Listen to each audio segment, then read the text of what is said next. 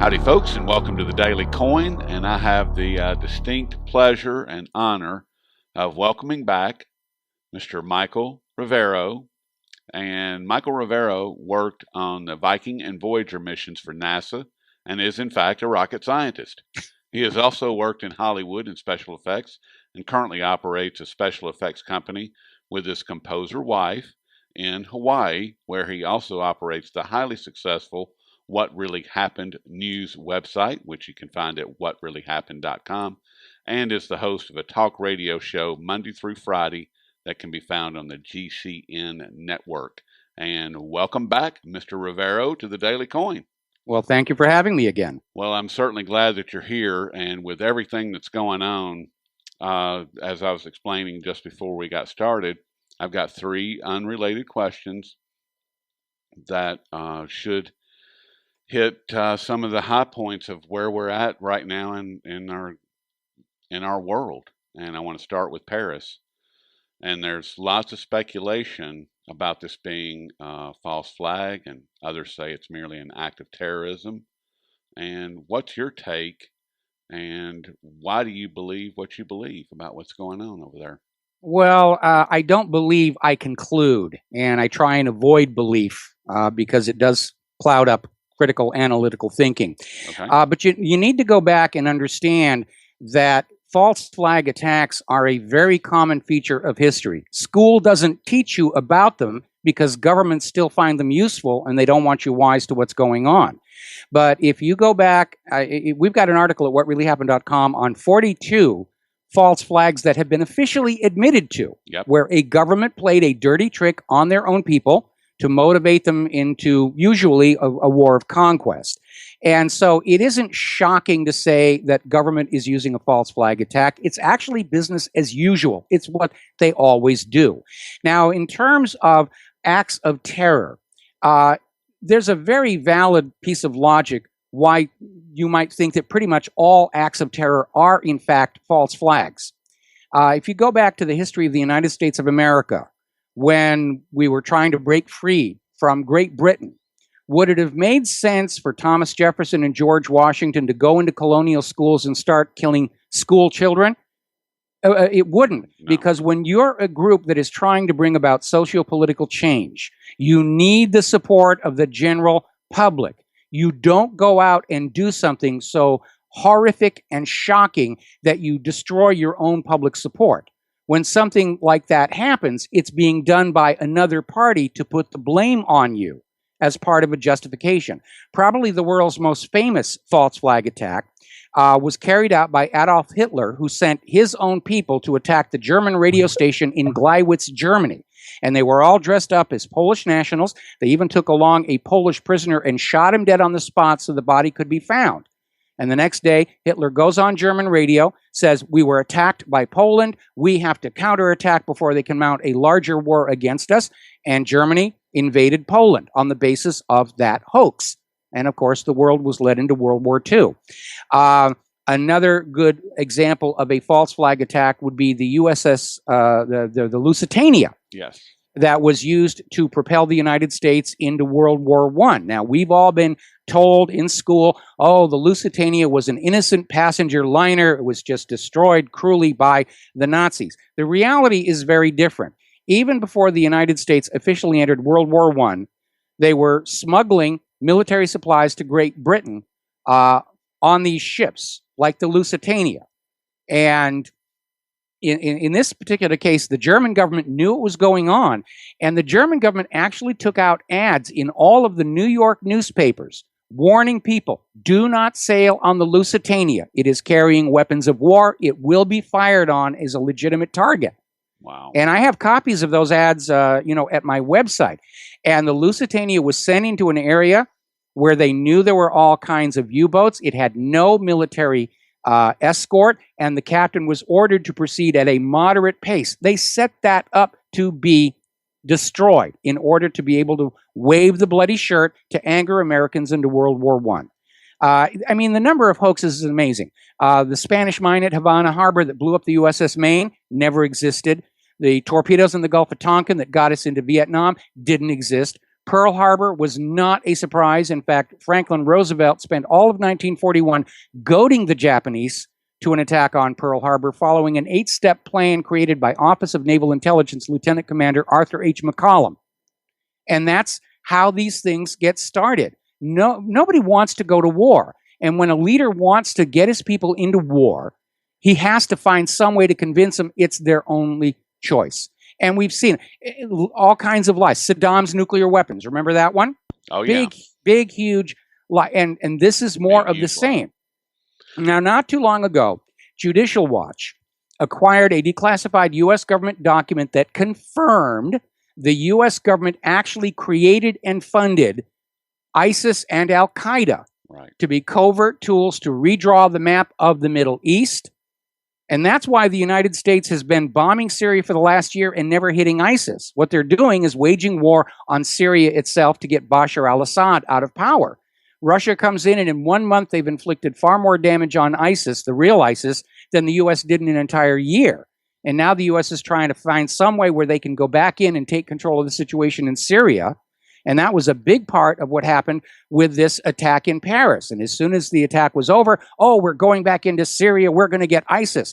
But you know, all the named suspects in the Paris attacks have European Union passports. The only Syrian passports that were found next to the dead bodies turned out to be fakes. Well, if we don't actually know who did the attack in Paris, and by the way, witnesses said these were clean-shaven white guys driving a brand new Mercedes-Benz. If we don't know who did it, why the big rush to get back into Syria and Iraq? And that alone tells us this incident is being used to try and revive the U.S. failed war agenda. Well, let me ask you this. I mean, as far as if it's not a false flag, if it's just some random act, why didn't the GCHQ or the NSA or the DHS or any of the other alphabet soup or any of the spy satellites, why didn't they pick up any of the 6 different groups of people that had a coordinated attack that all were launched within 33 minutes of one another?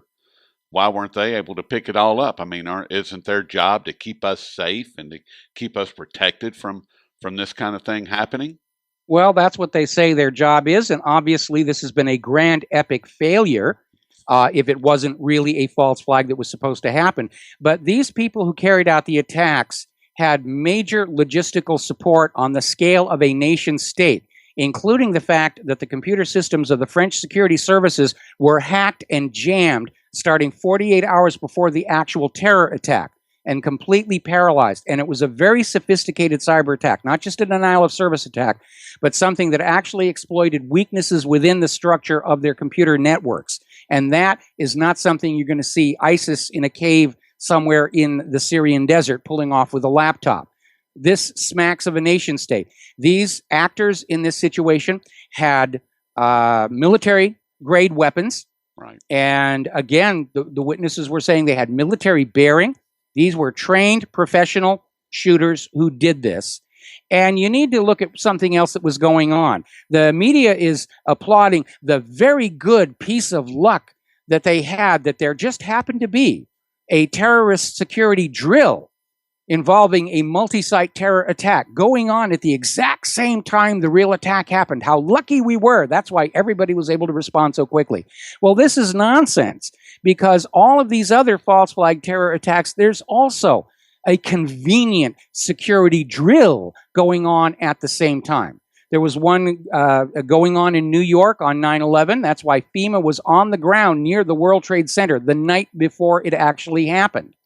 Yep. And there was a security drill involving multiple hijacked planes hitting multiple buildings. The same thing with the subway bombing in London on 7/7, Yep. where there just happened to be a security drill simulating a London subway bombing attack at the same time the real one actually happened. And there's a rather interesting wrinkle that came out of the London subway bombing, because it came out that just before that all happened, there had been somebody going around the local Muslim community hiring actors to assist in the security drill. And one of the bombers was, this Muslim guy with a brand new baby, not exactly your suicidal, fanatical, religious type. And these people were apparently hiring Muslims to play bad old terrorists for the security drill.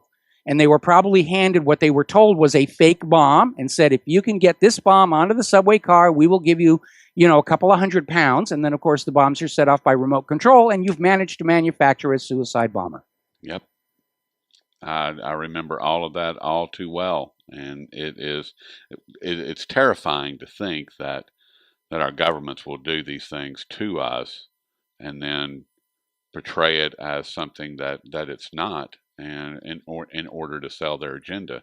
And speaking of which, what is the agenda here? I mean, other than bombing Syria and taking over Syria for whatever reason that they have, I mean, what's going on? What's the program behind it? What's the driving force? Well, Syria is just one part of a much larger agenda. And General Wesley Clark actually blew the whistle on this back in 2003 and revealed that the U.S. government had launched on an agenda to conquer the resource-rich regions of the Middle East and bring them under U.S. control through puppet rulers. Yeah. And the reason for that actually goes all the way back to the end of World War II in an agreement called Bretton Woods. Now, at the end of World War II, Great Britain surrendered the pound sterling's role as the accepted global trade and banking currency. This was the bargain that Roosevelt made with Churchill to bring the United States into the war against the Nazis. Britain's pound sterling would surrender its position as the global trade and banking currency and allow the U.S. dollar to take over. So as the war wound down, all of the major financial powers met at this luxury resort in New Hampshire called Bretton Woods, and they hammered out the Bretton Woods Agreement that made the U.S. dollar the unquestioned accepted global currency. Now, back at the end of World War II, when accounts were still being settled, if not with bullion, with actual boxes of paper notes, having a single global currency actually made a great deal of sense. These days, in an age of global instantaneous electronic financial transactions, it's an obsolete idea. But from the end of World War II to now, the United States financial system made a huge profit off of the fact that everybody had to first get U.S. dollars before they could bank and trade across borders anywhere else in the world. And they got those dollars either by borrowing them at interest from the Federal Reserve or by bringing manufactured goods and agricultural produce, things of real value, to the United States in exchange for these pieces of paper with ink all over them. Now, these other nations went along with this deal on two conditions. The first was that the U.S. not overprint paper dollars in order to loot other nations of manufactured goods and agricultural produce for the cost of ink and paper. And the second requirement was that the U.S. dollar was always going to be redeemable for gold at $34 an ounce. And everybody signed off on it. But the Federal Reserve isn't actually a part of the federal government. They don't answer to the federal government. And so the Federal Reserve began overprinting the dollars. And it was part of the reason the post-year economy in the U.S. was so good. We were having all these imported products and food and things coming on in for ink and paper. Then in 1970s, France was looking at this huge stack of ink and paper piling up in the vaults. And they notified the U.S. government that they were going to redeem those paper notes at the agreed-on price, $34 per ounce of gold. Richard Nixon took a look inside Fort Knox, realized they didn't have anywhere near enough gold to redeem all that ink and paper, and he ended gold convertibility, which technically ended Bretton Woods. But the U.S. financial system still needed the world to be coming to the U.S. for paper dollars, and so they embarked on what was called the petrodollar deal. And that's where the U.S. government went to all of the oil-producing regions of the Middle East, and they said, we'll make you a deal. If you will sell your oil only for U.S. dollars, and you will invest those dollars back in the U.S. economy, we will guarantee your military safety. And so the world still had to come to the United States and borrow or trade for U.S. dollars to get their oil supplies met. And that deal kept on working up until just after 9/11, when Israel's arrogance really went on full display, and it started to become obvious to the other nations in the Middle East that the United States could not actually keep their promise to militarily protect the other nations from Israel's aggressions. And at that point, some of these nations started saying, well, the petrodollar deal is over. We're going to start trading our oil for currencies that serve our interests. So in 2002, Saddam Hussein got permission from the United Nations to sell Iraq's oil for the euro. Yep. Bush and Tony Blair had a quick meeting down in Crawford, Texas, and 1 year later, screaming nuclear weapons of mass destruction, the U.S. invades Iraq, kills Saddam Hussein, and Iraq's oil was put back on the world market, but only for the United States dollar. Then over in Libya, you had Muammar Gaddafi, who'd done a fabulous job of improving the standard of living in Libya. Huge waterworks. It was a model for the rest of Africa. All of a sudden, he closes down Libya's privately owned central bank. He establishes a state central bank and a value-based currency, the gold dinar. Then he announces to the rest of the world that Libya's oil is for sale, but only for the gold dinar. They go into Libya, claim it's a revolution. They kill Gaddafi. Libya's oil is put back on the market only for the U.S. dollar. The state central bank is shut down and a new private central bank installed, and nobody knows where the gold for the gold dinar vanished to. And this is really what's driving all of these wars of conquest. The U.S. has to be in control of all the resource-rich areas of the world in order to force them to trade those resources only for the U.S. dollar, because the U.S. financial system has gotten very lazy over the Bretton Woods petrodollar deal. We've allowed our manufacturing to decline both in quantity and quality, and because of the disastrous experiment with GMO, nobody wants to buy our agricultural produce. If the world turns away from using the dollar for global trade and banking, and it's already starting to happen, Yes. the U.S. economy is going to implode. How do you see, and I want to move on, but I do want to pursue this just for a second longer. As far as the petrodollar, I've started calling it the war dollar because that's what it is. I mean, it's an instrument of death. It's backed by war. It's not backed by petroleum anymore. It's backed by war and nothing more, in my opinion. And with the financial infrastructure that both China and Russia have built over the past 2 to 3 years, well, that they've finally gotten online in the last 2 to 3 years, doesn't that mean that the U.S. and the Western world as a whole are soon to be completely separated from the Eastern world and the Shanghai Cooperation Organization, the Eurasian Economic Union, the BRICS Consortium, and the Silk Road, all of that? It seems like all of that is going to be on one system, and the West is going to be on another system. Or how is that going to pan out? Or is that what we're seeing in Syria right now as far as the war to make sure that the Chinese and Russians don't, in fact, go down that path? Well, the Chinese and Russians have already gone down that path. And what's really going on here is, up until this stuff all started, the U.S. still had a monopoly not only in the global currency, but in the global electronic transaction system, the SWIFT system. Exactly. And they were politicizing and weaponizing both the dollar and SWIFT, and the response of these other countries is, we'll just set up our own system. Right. It's a parallel system. And so the U.S. monopoly on global trade and banking has already been broken. And so what is really behind all of this warmongering is a war between the U.S. paper Federal Reserve note, the Russian ruble, and the Chinese yuan. And that's what's ultimately driving all of it. And the insanity of this, they're willing to risk nuclear incineration of the surface of the planet Earth in this argument over whose brand of ink and paper we're all supposed to be using.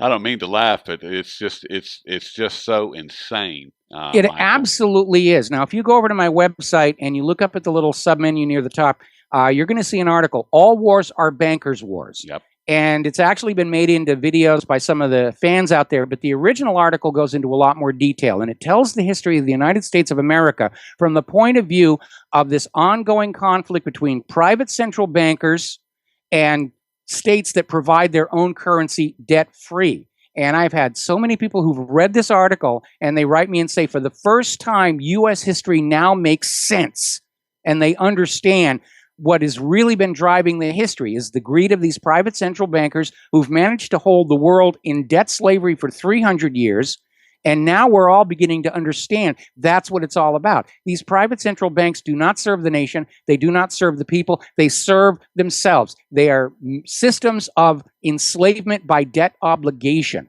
Exactly. It's rule by compound interest, and it's no more legitimate a form of governance than rule by divine right or rule by slavery. And like those former failed systems, it only works as long as people believe this is the way the world is supposed to be. Right.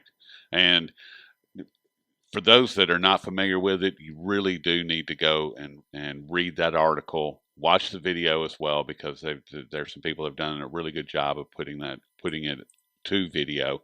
But like Michael was saying, his written article goes into a lot more detail. So you've got all wars are bankers' wars, and you also have Bill Still's The Money Masters. You should watch that as well. That's also a very good one, yes. Very good. And then to tie everything together, to put it into what's happening right now, Mike Maloney's Hidden Secrets of Money. He takes and breaks it down as well. So between those three right there, you should have a very, very good picture of what's actually happening and what drives everything that you and I are sitting here discussing, Michael. I mean, it's all right there.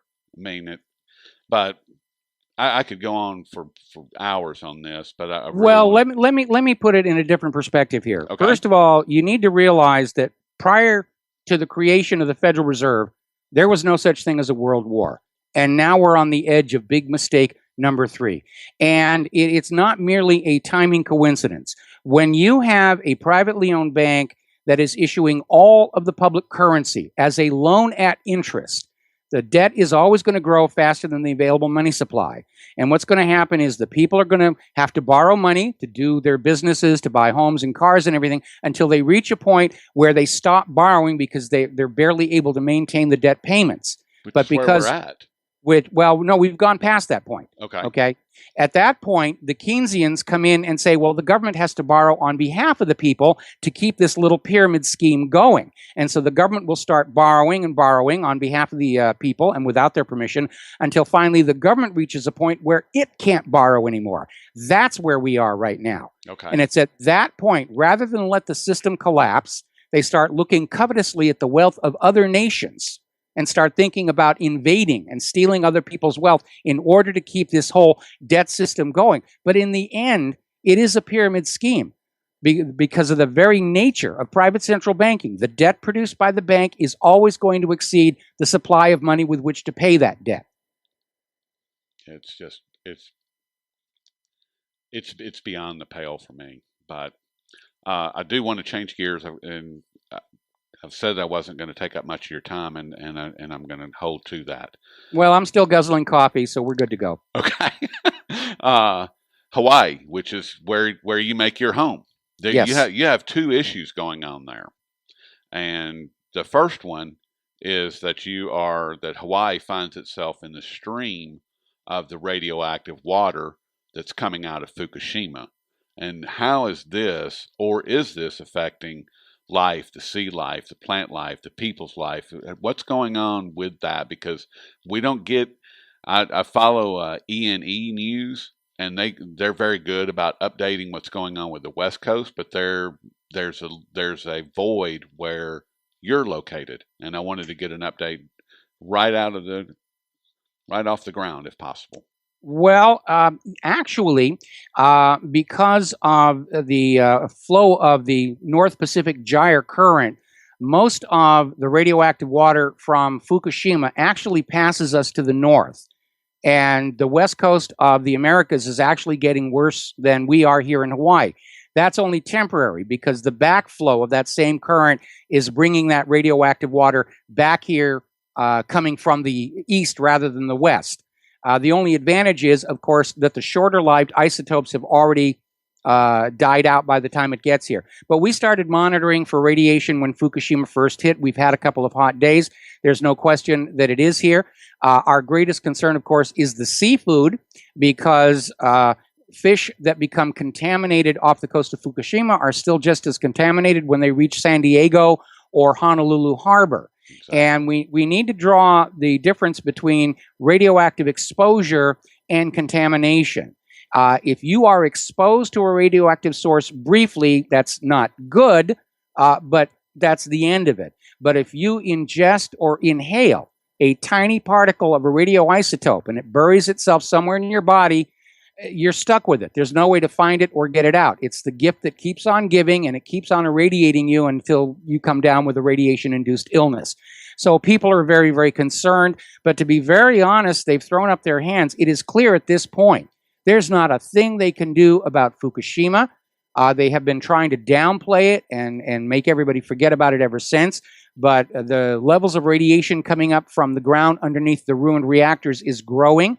There are very short-lived isotopes being detected, meaning that there is uncontrolled spontaneous nuclear fission taking place in the ground underneath Fukushima. As the fuel rods continue to melt into the earth. It's a genuine China syndrome. Although in this case, it's in Japan. Yes.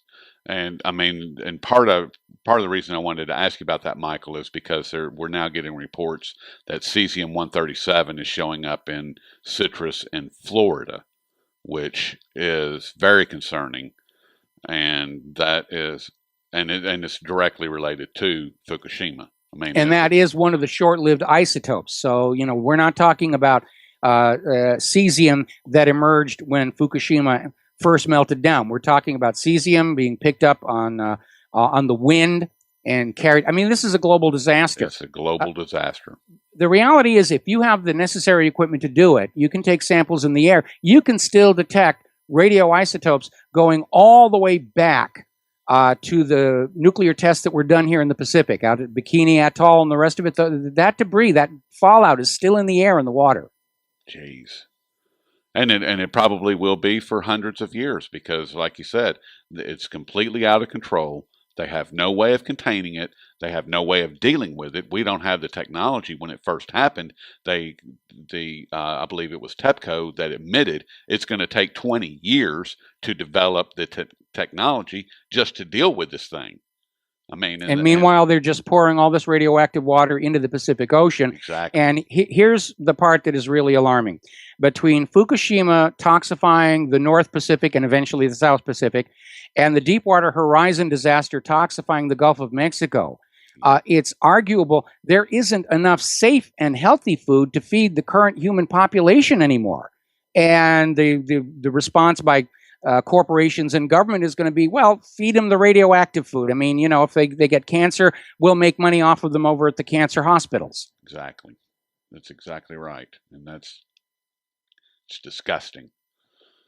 But on a more positive note that I want to end on, there's been some articles in the news lately about, once again, your home state, about secession. And I wanted to find out what's going on, if you're involved with that, or how that is proceeding, because I know that I believe there's about a dozen states that actually have secession on the floor of their legislation or legislator, but they're not active. And Hawaii is currently very active with seceding from the United States. And can you give us an update on what's happening there? Well, first of all, the word secession is misleading. Okay. Because it implies that Hawaii is actually legally one of the United States. And that is very much in dispute because of irregularities. First of all, how the Hawaii Republic was overthrown with U.S. meddling and intervention, how it was co-opted by the very wealthy plantation owners, and then how it was then annexed, which is not actually legal to do. The same thing applies to Texas. And finally, how the plebiscite vote that made Hawaii a state did not comply with United Nations requirements for a plebiscite vote for a non-self-governing territory. Because under UN rules, people in a non-self-governing territory, when they're offered a plebiscite vote, they're supposed to be given three options. One, to continue as they are, a non-self-governing territory under foreign occupation. Two, to merge with the governing nation, to become a state in the case of Hawaii. Or three, to break free and become a self-governing territory. That third option was not on the plebiscite for the Hawaiian people. When the U.S. government was considering annexation, there was a huge petition drive against annexation, and the petitions were never shown to the U.S. Congress.